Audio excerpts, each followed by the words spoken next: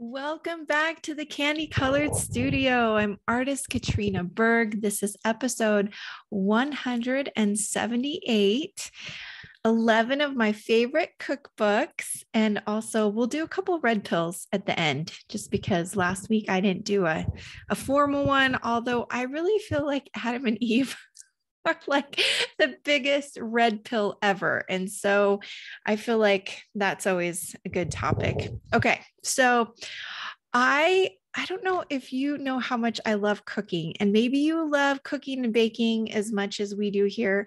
But I will say that with life so busy, I just don't spend as much time on it as I used to. So I feel like we're always trying to make quick things, and because of health things, we've tried different, ways to, different programs. We did keto for a while. We've been more or less vegan, vegetarian for the last couple of years.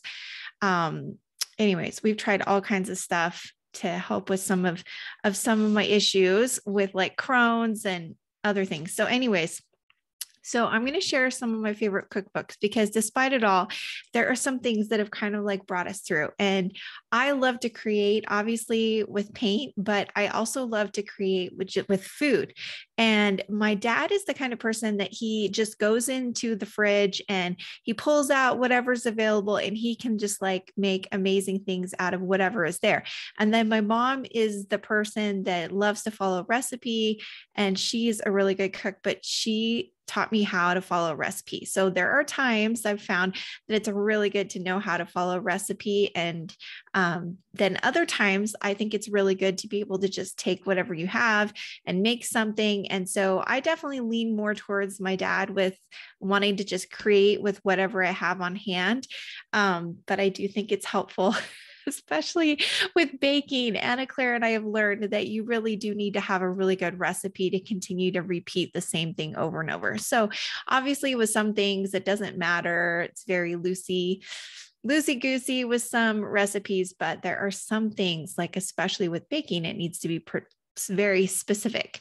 So my all-time favorite cookbook is actually How to Be a Domestic Goddess. And if you are listening in podcast world, I am actually doing this episode and it will be on YouTube. It'll also be on my podcast, a video format, katrinaberg.com, click on podcast, and then you'll see the video for episode 178. So okay, I received this cookbook when I was engaged, and I think it was kind of like a bridal shower. Anyways, my dear friend Nancy Wishart. Well, we just love the Wisharts. I grew up with Wisharts, just a little bit older than I, just a little bit younger, and they're all just amazing people. But Nancy, the mom, gave this book to me, and I was like, "Wow, what is this?" And I started flipping through it and I was immediately hooked. I'm like, oh my gosh, there's so many good things. Meanwhile, so it's by Nigella Lawson. And if you're not familiar with Nigella, you need to totally, next time you need like a favorite cook, like check her out, because she kind of rose to be like one of the first home cook stars, and she's British. And so of course, like not just the Brits and the UK love her, but all over the world, just because she's amazing. Okay, so let me just show you. I'm not going to show a ton of recipes in every book because I think it would take too long, but it's really hard not to share a bunch of Nigella's, because this book is kind of my Bible in a lot of ways. Like I just always I'm actually still subscribed. I get Nigella's emails pretty much every day. And that's pretty rare for me to stick around for that long. Okay. So I'll share with you some of these. I mean, look at how gorgeous this is. This is the, autumnal. Anyways, it's an autumn birthday cake. And it's just as delicious as the picture shows. It's lovely. I mean, it's amazing. So we made this one year for Anna Claire's birthday because she's born in October. But anyways, what makes it really fun is there's maple syrup in it. And then of course, they use egg whites on the frosting, and it's got some pecans on the top. Anyways, it's a beautiful, beautiful, easy cake. So we love that one. I'll show you my favorites, but then I'll show you my kids' favorites. So for example, for a long time, the kids were always asking me to make fairy cakes. And here is a picture. Oh my gosh, this is so hard, of the fairy cakes. And they are just as delightful as the photos. Like they're just super easy, light, and they're really, she just gives you a lot of really good examples of how to decorate them. And it's very easy for kids. And so those were our very favorites when my big kids were little, especially Anna Claire. This is another favorite one of mine, her Savory Crackers, and they are Irish blue crackers. And I actually went and bought the yummy blue cheese to make these crackers. But then I learned that you could use different types of cheeses that you had on hand, like Parmesan and whatever. Like you can use soft, you can also use hard cheeses depending. I mean, obviously the softer is probably better for this recipe, but I've tried it with lots of different kinds. And I will say this is what also makes such a good cookbook, in my opinion, is that I can take these recipes and I can alter them depending on what ingredients I have on hand. If I don't want to run out and go to the store or if I'm just feeling really creative and adventurous and I want to try something new. But again, savory crackers, that's what she calls them. And they are not flat. They're pretty, they can be fairly poofy. Anyways, they're really, really yummy. So we love those. I've just got a few more to show you. Let's see. Okay, so this is one of my very, very favorites. So she has a whole section in this book it's called chocolate. The whole section is called chocolate. So of course it's like my favorite chapter. But anyways, this is the dense chocolate loaf. Yeah, dense chocolate loaf cake. Super easy, always delicious. She does a really good job with these chocolate stuff. Okay. And then I would say probably one of our very favorite recipes in this whole book, and it's probably the messiest pages, are her molten chocolate baby cakes. I'm trying to think what other people call them, but the idea is it's a little bit crunchy on the outside, but then as soon as you stick your spoon in there, it is like a lava. It's like a lava cake, right? And it's delicious and super easy. And I have adapted it for my various food needs. And then the last one I'm going to show you are Nigella's brownies. And it's interesting because I would say brownies are pretty typically American, but this is such a good recipe. And she said it came from her friend, Justine Bacardi. And a lot of these recipes that Nigella shares, they come from friends and family. And then of course she's kind of, she shares or perfects them, but there we go. There's the brownies. And one year we used the brownies to make a birthday cake. And that was really fun too, because I remember that year, I think it was Garrett's birthday it was probably Karsten's, and he was really into Legos. So it made sense. But these brownies are always, always really easy, quick, and really good. And of course you have to use real chocolate when you cook with Nigella. So, okay, that's the first book. Let's see, I got to figure out where to put all these books when I'm done with this. Okay, number 2, this one is really special because this one was another wedding gift, and it's called The Happy Little Cookbook. And this is a shout out to my friend, my dear, dear friend, Cassie Dawes. And Cassie and I met in Las Vegas.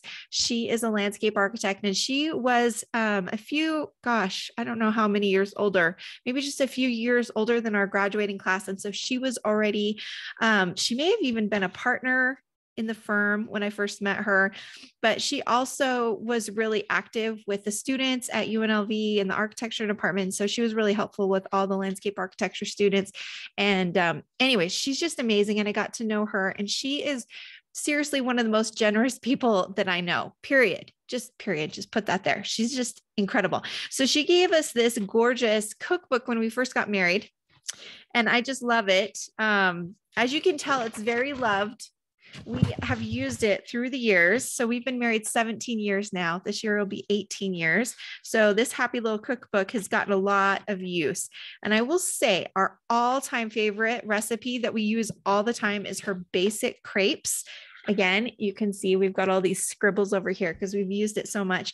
And again, I have altered it depending on if I wanted to use fancy flowers or, change up some things. And it's been really, really a good one. But yeah, basic crepes. And then she's got lots of other really good ones like pumpkin soup, Italian style asparagus. Anyways, lots of good ones. So big shout out to you, Cassie. You made my list of favorite cookbooks. We should probably, I bet that Cassie is totally, this is her 2002 edition. I would not be surprised if she has made an updated version. We should have her publish it because I just love Cassie. Okay, so there's Cassie's book. And then this next one is actually my go-to for everything. So I learned early in our marriage, I've always been a big fan of the America's Test Kitchen. Maybe you've seen a lot of their show and other books that they've put out, but they have what's called the America's Test Kitchen Family Cookbook. And this is truly my go-to. And you can tell because first of all, look at the color change. It's like pink on the binding because it has seen so many days. And then also the binding is like really like frayed. Okay. So one of the things that I love about this book is that it comes in a folder. Okay. So anytime I want to take any of the recipes out, I just open up the rings and pull it out. And then there's obviously, because it's America's Test Kitchen, they have really great things like in the very beginning of it, it says emergency substitution. So anytime you don't have exactly what is called for in the recipe, you can look for that. And as you've probably figured out, that tends to be me quite often. Like I don't always have everything. I've slowly learned there are certain things that I absolutely have to have in my pantry at all times, but it's always good to know that there's other options for things. So again, basically, if there's something that I haven't cooked for a while or that I've never made, usually if it's something like well-known, I can find a decent, like a really great recipe here in the America's Test Kitchen. So one thing that I love about this book is that the more that I started cooking legumes or beans, I realized that they all need different soaking times and cooking times. And so one of the things that I love, they have sections throughout the book. And for example, this one says Cooking Beans 101, and it just has a picture of the beans. It tells you how much to cook, how much water you need, how long to cook it. So again, lots of great tools like that in here. And then each section is really basic. Like you've got your appetizer tab, a tab for salads, sandwiches, soups and stews, vegetables, rice, grains, and beans. Anyways, it goes on. And so it's really easy to work through the book. I can always find something super easy. And it's it's probably one of the most comprehensive cookbooks that I use all the time. And I have to say they have another edition. It's called Quick. So it's also the family cookbook, but they call it Quick because it probably has half as many ingredients and you can make all the recipes in there really, really fast. And so we've bought that one as well. And I have used it, but I will say that this one is still my favorite. Okay, so typical things that we eat all the time that I love to use out of this cookbook. The first one would be just basic spaghetti and meatballs. Like it's something that my kids, if I'm not around, they can pull out the recipe and do it themselves. And it's super, super easy and always tastes good. Another one that we got out of this that we do all the time is just learning how to make frittatas. We love frittatas and omelets. And so there's some basics about eggs and all those good things. Okay, what else? Also, our very favorite pizza dough recipe is based on the pizza dough recipe from this book.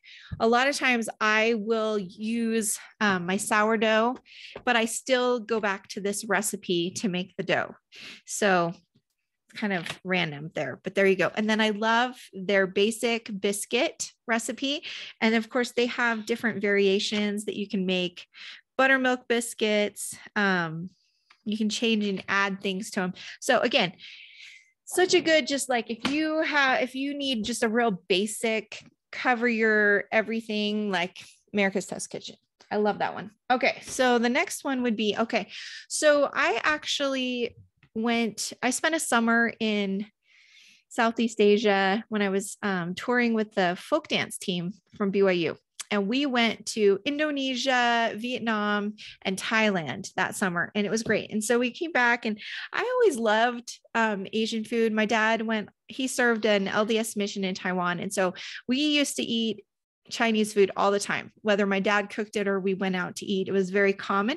And then I had a lot of friends I remember going to their houses and I could smell the curry and, different yummy things, but we didn't necessarily cook that stuff at our house. My parents like to go eat those things now, but they didn't ever really do it when I was little. And I do think they cook more of it now, but again, I'm the oldest and I think they just weren't there yet. So when I got home that summer, I bought like 3 different Southeast Asia cookbooks, and they're all good, but I'm just going to share one of them with you. This one is by James McNair. It's just called James McNair Cooks Southeast Asian. And I mean, it's a beautiful book for one, but I'll just read some of the recipes that are in there. The first one that I love is his mushroom coconut soup. And what I love about it, it's just a very Southeast Asian coconut soup recipe. And he keeps it really basic, but once you learn the basics, you can throw just about anything that you have in there and you kind of realize how many vegetables you want to add, how simple you want to keep the ingredients, but it's a really good one. And then the next one that I would show you, eggplant is probably my very favorite vegetable. I love eggplant. And this is a stuffed eggplant and it's really, really good. It has a tamarind dipping sauce, red chili sauce, shallots, all kinds of really, really yummy things that I just love. So I would share that one. And then he also has quite a few just like basics in the back, sauces and things that you want to add to your, to your dishes. And so one of the ones that I use all the time is the peanut sauce, and specifically Indonesian style. I mean, I like Thai, I like all these, but this Indonesian style one is really, really good. So it's a great book. Okay. The next one. So back in my blogging days, this cute gal, Brenda Stanley, reached out to me because I was sharing a lot of recipes. I used to share recipes probably once a week, at least once a week. I don't know. When my kids were little and I was navigating like food allergies and I was trying to figure out what they would eat, I did a lot of recipes on my blog. And so this cute gal reached out to me and said, I just wrote this book. It's called the Zucchini Houdini. And she's like, can I send you a copy? Will you write a review? Well, of course that meant we had to make a lot of these recipes, and it is such a good book. Okay. The Zucchini Houdini. It's just a really small, it's not huge. It's paperback, simple, but when you get to the end of summer or even midsummer, you have so much zucchini, or, you're working through the holidays and you want to try something new. This particular book has so many great recipes. The zucchini tempura, we liked that a lot. Let's see, what else? She doesn't have pictures, so I'm just going to read them off. The zucchini meatloaf was really good. And that was the first time that I think I put a lot of vegetables in the meatloaf. I even added a grated carrot, and that was delicious. Zucchini garden casserole. That was great. I loved making casseroles when my kids were little. They probably don't even remember eating some of this stuff. The Ritzy zucchini, that one they loved. I didn't use Ritz. I mostly just used breadcrumbs, but I think my kids would love the Ritz. But back then I was really particular. I didn't let them have, what do you call those crackers that everyone eats? Ritz crackers. Yeah, we didn't buy those. Okay.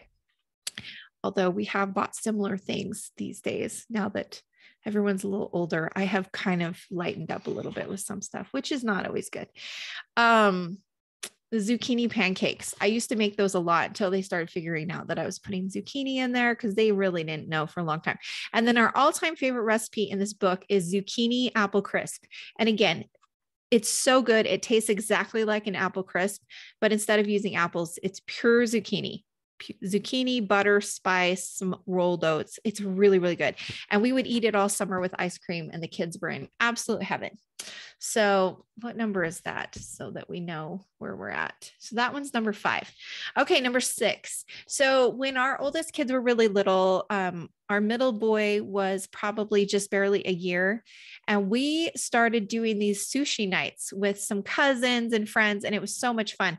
And we would go to Salt Lake and go to sushi. And then eventually we were like, we just need to learn how to make our own sushi. So I think there were 4 couples really. And we decided, let's all get a sushi book and kind of learn, and then we'll come together and we'll make sushi. And so we did that, like, I don't know, once a month. We did that for a while and it was so fun. And one of those nights we had all the kids there and it was a blast. The kids had a good time. I could not get any sushi because our middle boy Garrett was like downing it like it was candy. Anyways, this is the book that I bought to help us kind of figure out how to make our own sushi. And it's a DK Sushi Taste and Technique by Kimiko Barber and Hiroki Takamura. There you go. Okay. Things that I love about this book. First of all, they're really good about teaching the basics. Like I had no idea that you really should buy a specific kind of rice for sushi. And we learned that really quick. And then we also learned from this book exactly how to prepare the sushi rice. And so that was super helpful. So they have a whole section called Ingredients and Pantry Essentials, and you can learn all about the basics. And so that was really helpful. They did have a section.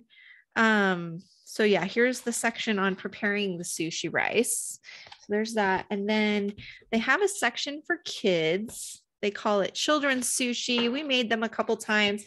And what's ironic, the kids thought they looked good, but they liked the sushi we were eating better. So we just stopped making the kids sushi and we just made regular sushi. Whatever we were eating, they would eat. So we learned how to make all different kinds. We learned how to hand roll our own. We learned how to, rolled sushi and then hand rolled. Was that what they call it? Where you just, hand formed. Anyways, so we learned how to do all kinds of stuff and it was so much fun. And we haven't done it for a while, but I would say if you want to learn how to do sushi, this is a great book. I'll have to ask the girls what other books they did, because again, we had some really great books between our group. Okay, this is another good book that I've had forever. It's called Nourishing Traditions and it's by Sally Fallon. And it's kind of this is one of those books that's been around for a long time. And the whole idea is to basically take all the nourishing traditions that have happened around the world that have kept people healthy and just have their vitals running smoothly. And they put it all into this book. So I think this was when Karsten was a toddler, I don't even think I was pregnant with Anna Claire. I may have been pregnant with Anna Claire, but I hadn't had her yet. And my dear friend, Leslie Smoot, we had a cooking group for a while and she told me about this book. And so that's kind of how I started learning. But what was great was I learned about like basic things like oatmeal and how most of the world actually calls it porridge. And I learned about the nourishing things with porridge. I learned about how to make my own mayonnaise and sauces and fermented stuff. We even tried making our own kimchi. My brother, who spent 2 years in a Korean mission, said that it wasn't really like the stuff he ate. So we kind of gave up on that. I have been buying it ever since, but there's some good stuff in there. There's how to make different kinds of sauerkraut. My very first time that I made a sourdough starter was because of this book. So we started baking with really, really traditional sourdough starters. And then also, let's see what else. Yeah. So there's some really good stuff. So there's different things that you've never heard of, but then there's also just basic stuff, learning kind of the origins and then how to make it as healthy as possible. But then there's all kinds of stuff about beans and legumes and vegetables and stews and soups and really good stuff. So now again, you can tell my cookbook collection is like all over the board, right? It's very vast for sure. Okay, this next book, speaking of making our own sourdough starter, it's called The Art of Baking with Natural Yeast, and it's by Caleb Warnock and Melissa Richardson. And this book really got our family, just made it so much more comfortable. Melissa did a really good job of just having basic recipes that you can follow to basically, we can make our own boules and baguettes and they all came from this fabulous book. I'll show you some pictures. So I love her garlic rosemary sourdough boule. Like that one we used to make all the time. And once you make the dough, you can shape it any way you want. So we still make rolls and baguettes. Here's another gorgeous picture. But yeah, once I kind of learned and felt comfortable, then I was able to buy a couple other sourdough bread books. And so this is kind of where it all started. She teaches you just how to do the baguettes, how to make them look good. Gosh, this is hard. I know I'm having such a hard time with the camera. Anyways, that's kind of where it started. And then we started even making waffles and pancakes with the sourdough.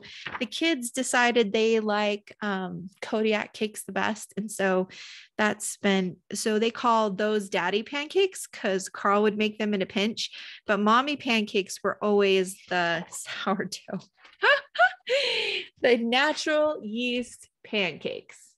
And this is where I first learned about the dough hook. It was either in here or the Food Nanny. I'm not totally sure. I think I already knew what it was. Anyways, I've had this for a long time and it's super, super helpful. Okay. All right. This is number 9 and it is called Small Victories and it's by Julia Turshen. And what I love about this book is she just has lots of ways to just make cooking easy. Okay, let me start with one of these things she had in the beginning. So one of the things that I love is that she has a whole section in all of her recipes called spin-offs. So she gives you a recipe, but then she teaches you how to make it other ways. And of course, that's something that I'm always looking for. So that was something that really appealed to me. I didn't realize I was getting that, but it was like such a bonus, right? Okay, so let me show you this picture right here. So she calls these devilish eggs because instead of taking all the time to take out the hard-boiled yolk and mix it with your mayonnaise and your spices or whatever, she basically just leaves the yolk, she cuts the hard-boiled egg in half, and then she puts the toppings on top, which I think is brilliant. And that way I can make deviled eggs so much faster. I love deviled eggs and I could always make them faster. And so I could make all kinds of different spices and sauce combinations, and it was super easy. So I love her devilish eggs recipe. This is another really good one because I love eggplant so much, but smoky eggplant dip with yogurt and za'atar. And I love za'atar. So 2 favorite things right there, eggplant and za'atar. And then I'll share just one more in here. Okay, so here's another spinoff on meatballs that I love. It's her turkey and ricotta meatballs. And I think from this, I really realized that meatballs, meatloaf, it really can be just anything that you have on hand. And, for me, I'm like, oh, I need to utilize this a lot more. So another really good one, Small Victories, such a good book. I can tell we're getting close to the end here. I'm killing my stack over here. Okay, this one I love. It's called Love and Lemons. I think I was following their blog and then getting their email updates with recipes, like probably once a week. And then they came out with their first cookbook. I believe this is the first one. Let me see what year it is. This one is from 2016. And what I love about this cookbook is that the chapters are actually based on the ingredients. So if you look, first chapter is apples, then artichokes, asparagus, avocados, berries. So obviously it is alphabetized, plus it's mostly vegetables because she loves vegetables. So it's mostly vegetables. So you can say, oh, I have a whole bunch of cauliflower, so I'll just go to that chapter and see if anything looks really good. The other thing that I love about this book, by the way, it's by Janine Donofrio, and then Jack Matthews does the photography. What I love is that she reminds us that first you kind of start with, she has this whole section. It's called How to Cook with What You Have, my basic guide for impromptu cooking. And this is me to a T. Sometimes I'll have like a couple recipes that I want to do during the week, but then I kind of just like let things happen. But she says, number one, start with your vegetables. Then you choose a meal format. So it could be tortillas. It could be, am I going to make this into a pasta or a taco night? Or maybe I'll just do soup. And so you kind of think about these things, you look and see what you have. And then her other things that she talks about, she says, it's really important to sauce it up. And I could not agree more. Sauces are like my key to making things taste good. And then of course, spices, that's her number 5. Anyways, lots of good stuff. And then she even has a good way to just use leftovers, which I love to do as well. I love to have kind of like a stir fry and then the next day make it into a taco or throw it on top of a pizza. I love doing that kind of stuff with leftovers. So I'll just tell you some of the ones that I love in her book here. This is the chickpea salad sandwich with crunchy red cabbage. We have been so into red cabbage lately and chickpeas. So that's a good one. And roasted cauliflower and pear pizza. Again, I love pizza, but I love to like switch it up. And I'm such a big fan of arugula, anything with arugula. And then of course, cauliflower and pear. What a great combination, right? Okay, here's another one. Sorry, I'm having trouble moving these pages for you. Okay, here we go. Eggplant, of course. Eggplant and mushroom meatballs. We're seeing a theme here. Meatballs and eggplant. I love it. So yeah, again, any way to make meatballs and some of these things that are so basic, just to like spice it up so that it's different when we have it. Okay. I don't even think I marked it in the next book, but well, anyways, I'll tell you when we get there. Okay. So this last one that I'm going to share are her Swiss chard and white bean tacos. Again, anything that you have left over can really just be made into a taco so easily. And I love that. So such a good one. Love and lemons. Okay. This is the last cookbook that I'm going to show you. And this is actually by my dear friend, Tara Teaspoon or Tara Bench. And we lived together our freshman year at BYU. She's amazing, you guys. I did a whole episode with her when this cookbook came out. It's been a year, just over a year, and she's working on her second cookbook. So definitely, if you haven't seen it, go back and listen to that episode. I'll put the link to it in the show notes. And again, this is a great cookbook. And I've been following Tara on Instagram for the last few years, but I also get her emails and she has a really good email list. I can't remember if it's weekly or bi-weekly, but at least weekly, I get emails from her. Okay. Of course, some of these I shared in the original episode, but I'm trying not to share the same ones, but I love this recipe so much. So it is just a basic Parmesan and herb white bean dip. So it's kind of like hummus, but with white beans. And I have been able to kind of change this one up a little bit, which I love because it totally changes the flavor depending on the beans or depending on the spices that you add or the fresh herbs. It really makes a difference. So I love that one. Another one that I love that she has in here is her tomato and Roquefort steak flatbread. Again, flatbread, we tend to make our pizzas more like flatbread. Like we'll make a pizza for the kids or the littler kids, and then we will make more of a vegan or vegetarian. It's more flatbread style. And so I love this. And again, it has arugula, one of my favorite things. And of course it's got cheese, tomatoes, and nuts. And I think anytime you combine those, it's just wonderful. So that is such a good one. Here's another one, veggie and black bean tostadas. So again, I think that what I love about these last two, well, really the last 3 cookbooks, is that you can take the things that you have in your kitchen and just make these delicious, really tantalizing meals in not a whole lot of prep or a lot of time. And that's what I think is so great about that one. So there's that. Let's pull out another one here. Okay.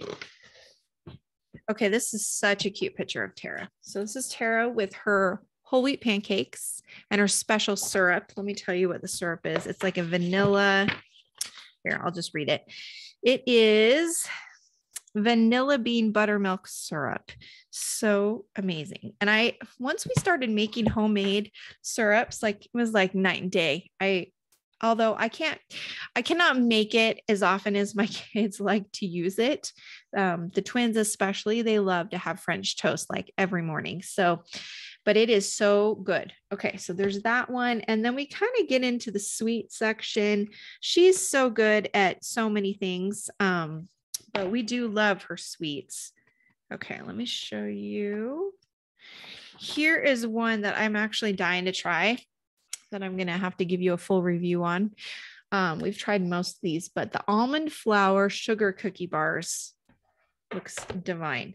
And then I'll show you some ones that we absolutely love. So this is the decadent chocolate peanut butter whoopie pies. So good. And then we've got two more.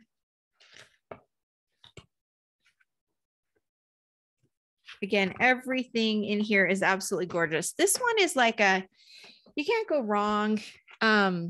Tara, in my original interview with her, she talks about how these soft ginger snaps with sweet orange cream cheese, they would eat them like, I think it was even like 4th of July. She says, my mom made my aunt's recipe often, but she talks about how like some of these recipes that we think are just purely for holiday season, that they would pull them out like they were just a family tradition. And so they'd have them in the middle of summer, and everything citrus in the summer always tastes fresh. And to get a little bit of a zing, that ginger zing, I think is really good. But we love these cookies so much. These are some of our very favorite cookies ever right now. And then the last one that we have tried that we absolutely loved were the coconut lime cookies. They're absolutely delicious. But again, everything in here is amazing. I'm so excited for Tara's second cookbook. That's going to be exciting. Okay, so let's finish off. I am curious about what your favorite cookbooks are. So you'll have to email me or leave me some comments. Tell me what your favorite cookbooks are. But yeah, I think that sometimes we just need different ideas to get us out of, I don't know if I'd say it's a rut or just, just doing the same old thing. Cross training for eaters. I don't know. That's just kind of how I feel about it. But I like to try new things every once in a while just to spice up things in the kitchen. So if it means buying a new cookbook or finding a new recipe online, that's definitely helpful for me. Okay, so let's talk about a couple quick red pills. Something that I saw this week that you can look up for yourself. I've been seeing it the last couple of days. So right now I'm recording this on Tuesday. So I started seeing this, I believe, Monday. Today is the 25th. Okay. So there are truckers. We have seen truckers do amazing things this past year in Australia, in various parts of our country, even in England. I mean, there were lots of different things that I was seeing.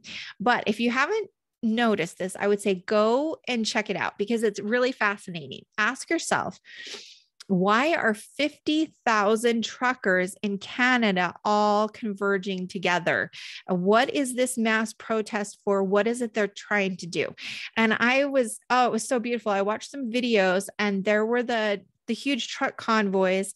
I want to say they're going to Ottawa, or is that right? Anyways, the point is there were hundreds of people when they would go under these highway overpasses.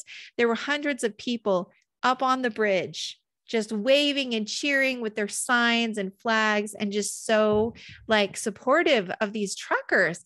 And I thought, oh, that's so awesome. So, I mean, ask yourself, what is it? What are they doing? Why are they doing this? These are things that you can look up when you're looking this up. And then I kept thinking about the truckers.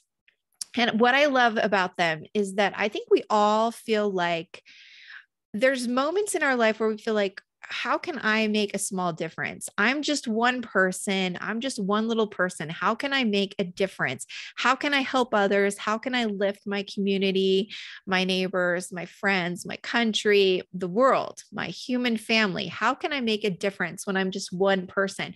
And what I think is so amazing about the truckers is that they, you know, goodness gracious, they have the capacity to really impact our supply chain, right? And so if they really want something to happen, they're the ones to do it, right? So 50,000 truckers in Canada right now. And there are over 650 truckers in, like, I want to say North Carolina. They are headed up to Canada right now, which is fascinating. And then there's other things that I've noticed. I guess, again, you can look this up for yourself. And I would say if you can't find what you want on Google, I tend to have better luck with DuckDuckGo using the Brave browser. Okay. That's what I like. I can find a lot more stuff on there. But again, I did hear and see some information that possibly we are stopping Canadians from coming into our country, and even Mexicans from coming in from the South, truckers. There was stuff happening there. So you could look that up as well. But again, it is an exciting time. My hats go off to these truckers. Like, they're so brave. So brave. Okay. So I would say that. And then a couple of weeks ago, I mentioned this idea of the mass form psychosis. Okay. And I suggested or invited you to look it up. So I'm just going to say a few things about it. The word mass formation psychosis is kind of like this composition of a couple different things that Michael Yeadon and Matthias Desmond were talking about. Okay.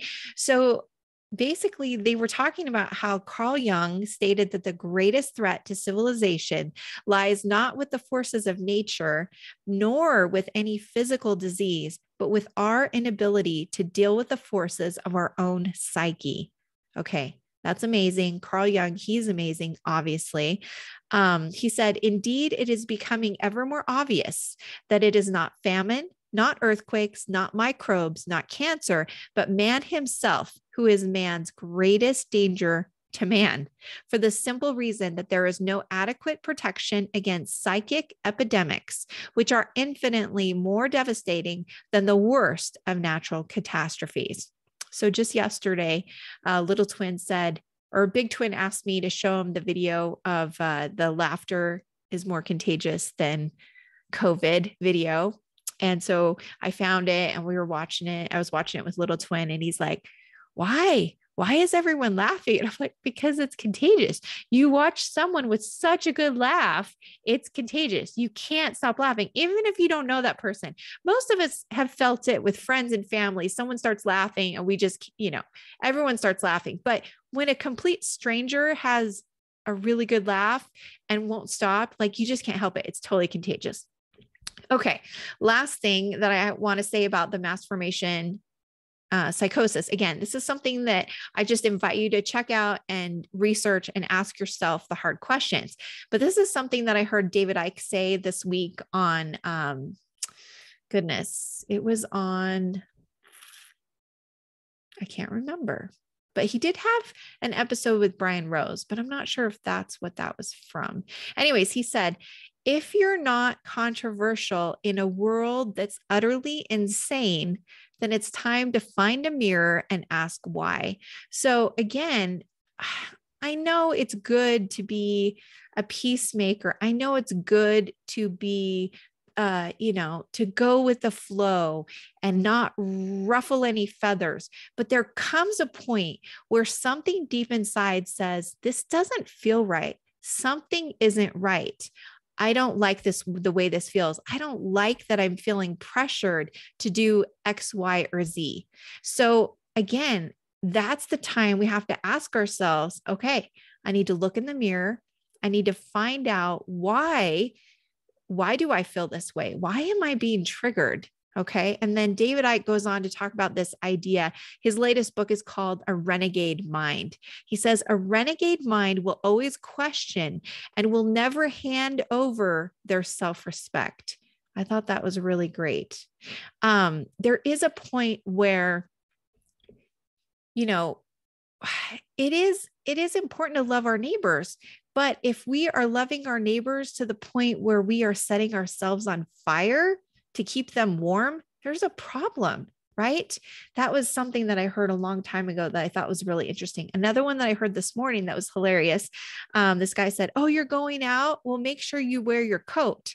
And the person said, "Well, why? Why should I wear my coat? It's not that cold." He's like, "Well, if you don't wear your coat, then I'm going to be cold."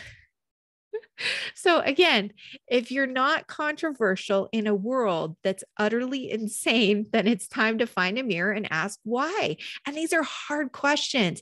But if we don't ask ourselves these questions, are we just part of this mass formation psychosis? Are we just moving along with everyone else? And I think, again, we can love each other without giving up our self-respect, right? Things to think about. All right. Sending a lot of love from the Candy Colored Studio. I hope you find something yummy to cook today in your kitchen. And I just want you to know that you're loved. And yeah, sending lots of love. Goodbye.